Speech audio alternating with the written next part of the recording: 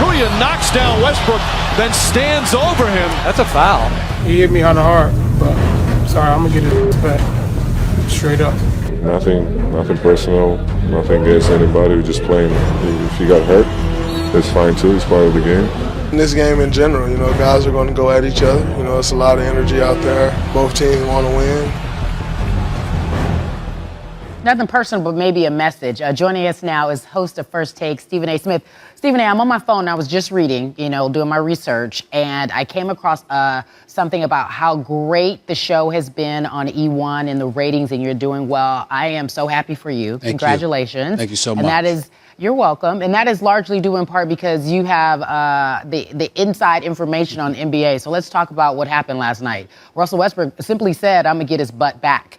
What do you expect to see when he and Zaza catch up in February in OKC? Not much. I mean, if Russell Westbrook wants to get into a physical confrontation, it would behoove him to do it with somebody that's a little bit smaller than about 6'10", 275 pounds. Let's be clear about that. But with Zaza Pachulia and what he did being physical with Russell Westbrook, his teammate is Kevin Durant, and the Golden State Warriors have a heightened level of sensitivity in defense of their new teammate, Kevin Durant, who's one of the top 2 players on the planet.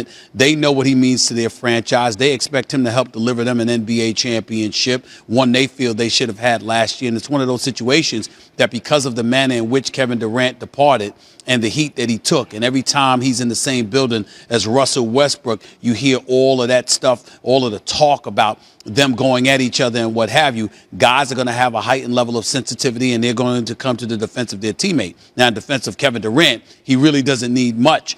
Russell Westbrook shooting 31% in the 2 meetings against Golden State this year.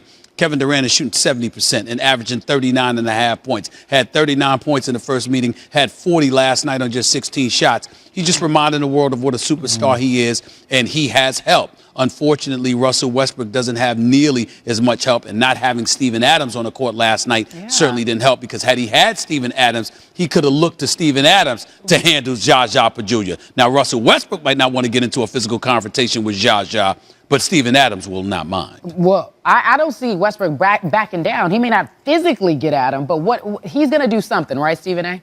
Well, he's going to try. I mean, he'll drop 30. He'll put in another triple-double. Hopefully, it'll be without 10 turnovers like he had last night. But in the end, when he was talking about, I'm going to get his you-know-what back, he's alluding to physically, because when somebody sits up there and jumps their body into you and knocks you to the ground where you're writhing in a little bit of pain, just hitting a jump shot on them or dunking on them ain't going to cut it. When Russell Westbrook was talking about getting him back, he certainly was talking about something physical, not something just pertaining to the game of basketball. All right, so he was also asked about whether or not he talked to Kevin Durant, and he said, in short, no, he has not. And when does this get to the point? When do we get to the point where we say this is petty, or is this personal? Well, first of all, it's not petty. It is personal, but it's not petty. And the reason why it's not petty, it's not just about Kevin Durant leaving. You called this guy your little brother, but he found out you left via text message. Russell Westbrook said, I found out just the same way the rest of y'all found out. There was nothing special about that, but that's not even the biggest issue. People need to remember that Kevin Durant departed. When he departed, it put Russell Westbrook in the eye of the storm, because here you guys are in the Western Conference Finals competing for a berth to the NBA Finals. You're up 3-1. You lose that game primarily because Kevin Durant didn't show up in Game 6 and Russell Westbrook didn't show up in Game 6 or 7. But also, when he departed from Golden State, we were asking Russell Westbrook the questions. Well, did he leave because of you? Did y'all not have a good relationship? Russell Westbrook doesn't want to pass the ball. He wants to be the alpha male and all of this other stuff.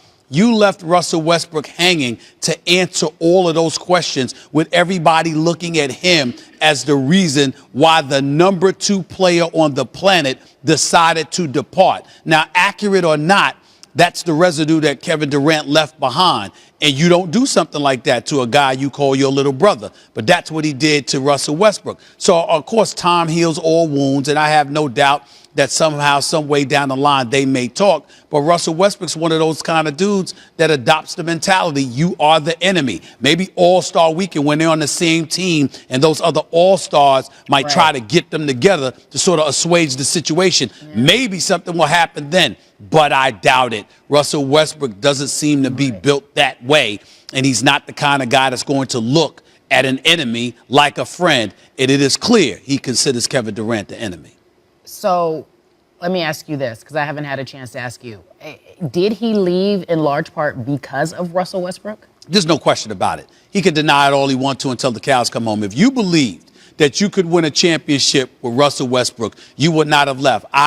Contrary to what Kevin Durant wants to believe, I actually do know people close to him. I actually do know people he has spoken to. And on many, many occasions, I have heard the words, he knew he would never win a championship with Russell Westbrook. And if I've heard it, Russell Westbrook has heard it, other people in the NBA has heard it, I can guarantee you that.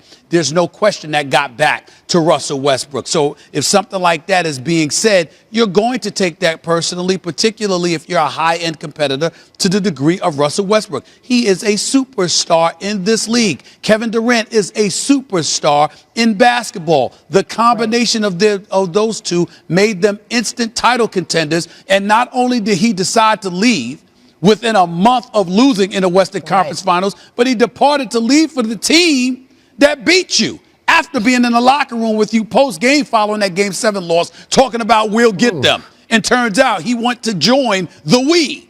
That's unbelievable. To get them. Yeah, it's hard to even see that going down. But, okay, so with that being said, February 11th in OKC, how emotional will KD be?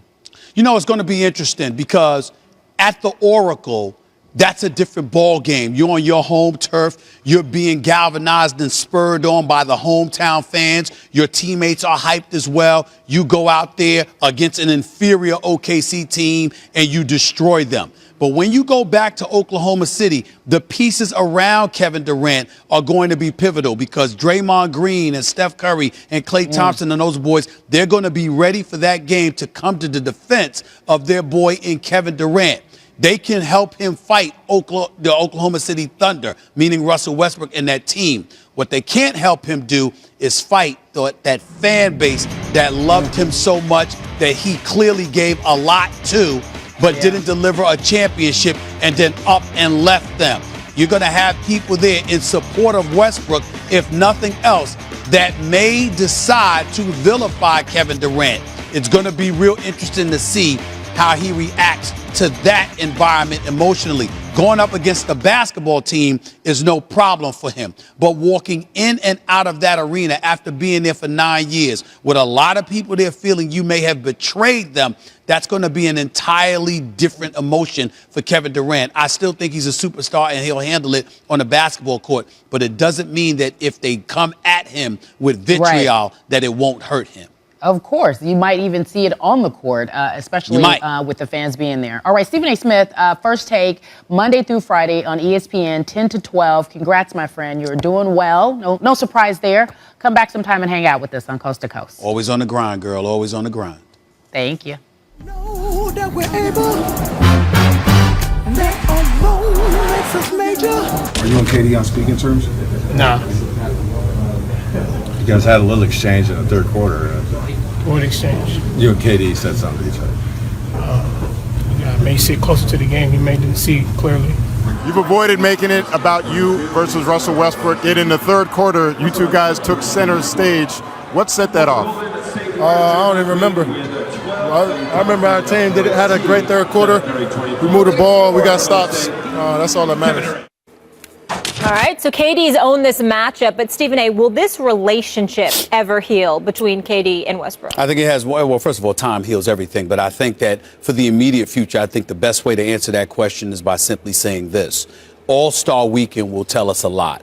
It's pretty difficult to sit up there and mend fences when the hostility stems from the way Kevin Durant left, how he texted Russell Westbrook, instead of reaching out to him, talking to him, going to see him or whatever the case may be, and then ultimately them being on the court going up against one another. And in the two meetings that the Warriors have played against the OKC Thunder at the Oracle, I might add, that hasn't done much to sort of smooth things over if you're Russell Westbrook. Westbrook. You lost both games. You got blown out both games. And on top of it all, you're shooting 31% from the field, while Kevin Durant is shooting 70% from the field in the 2 games they played against one another, while averaging 39.5 points, 39 and 40. This dude dropped 40 points on just 16 shots last night. I mean, we've been talking about James Harden, Russell Westbrook, MVP. Perhaps we need to elevate Kevin Durant to that conversation just based on efficiency alone and how he performs when he goes up against elite talent.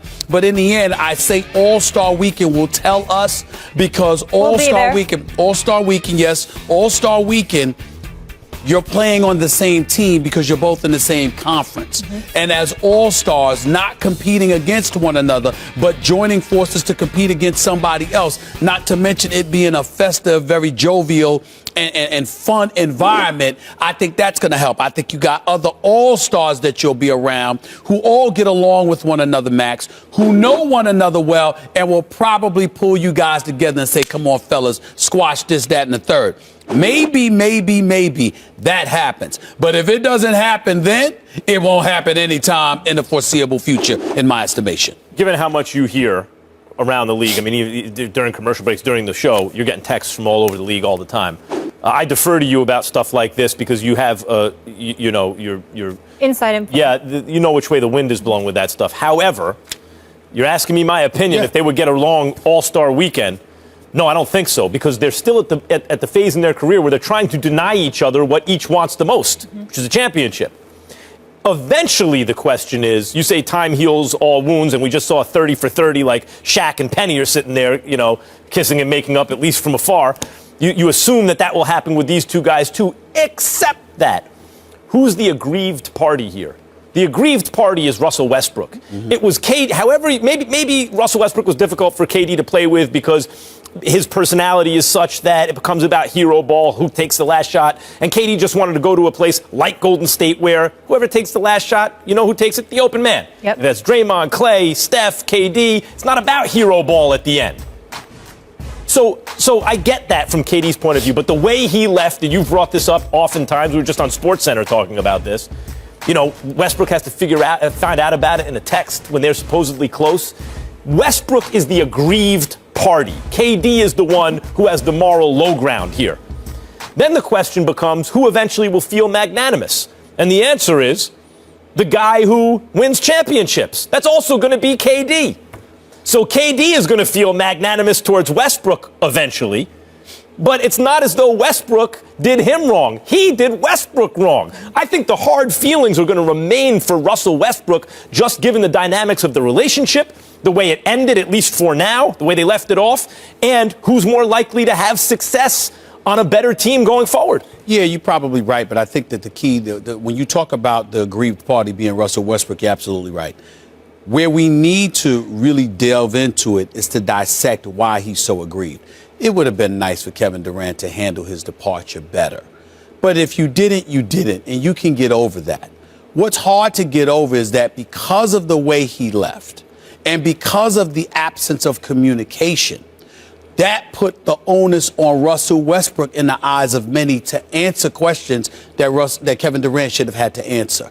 Kevin Durant might have had his press conferences and he might have said all the right things or whatever, but you literally left Russell Westbrook hanging because you gave the impression, oh, I'm leaving because of this guy. It's one thing to give the impression, I don't think I can win a championship with that guy. That's bad enough. But at least you're able to look at it strictly from a basketball perspective. But at least you're able to look at it strictly from a basketball perspective and leave it at that. The problem with it is that there was questions. Well, maybe their relationship wasn't what it was supposed to be. And maybe Russell Westbrook was selfish. And maybe Russell Westbrook wanted to be the alpha and he wanted to be the dude and he was jealous of Kevin Durant and all of this other stuff. You left Russell Westbrook having to answer those questions. Now, the dude is an ultra competitor. He's as ruthless a competitor as they come. And sometimes he can be acerbic and a bit truculent with the media and others. So that's him naturally. But now you made him even more irritable because of what kind of position you've put him in. That's what can't be escaped from a guy who has personified class for most of his career in Kevin Durant. Kevin Durant, you might see him occasionally go off about the media, whatever. But the Kevin Durant with the incidences that we've seen over the past couple of years, that by and large was not the dude that all of us knew coming out of Texas, playing in the NBA for the first 7 years of his career. Class personified. He's still classy, still a great basketball ambassador and all of that stuff. But some of the slip-ups that he's made over the last couple of years, whether it's to me, it's to other media members, or others, he never did that before. And this time, it extended to a guy he called his little brother. Can't escape that. One of the real problems in that relationship has always been, and this goes for even when LeBron went to Miami, the alpha should be the best player. You know why Jordan and Pippen worked so well? Was there ever any question as to who was the alpha on that team or who was the best player? Jordan's the alpha. He's the best player. Same thing on the Celtics. Larry Bird's the alpha. He was the best player. As Kareem declined, Magic Johnson's the alpha and the best player. That works really well. Kobe and Shaq, whoever you think was the best or more dominant player there, and their adherents on both sides think the slight majority feel Shaq because he was the big man, and Shaq was an alpha, but so was Kobe. They were both alphas, so they bumped heads, but ultimately they could win.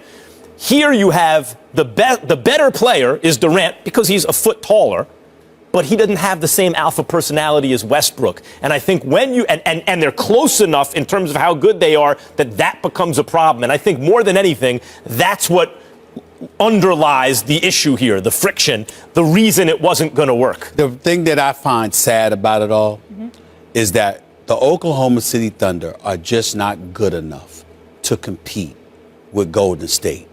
It would have been really nice if Kevin Durant made that move and he went to a team or rather the team that he departed from wasn't just good, but was still in a position to be elite enough where you can have that challenge.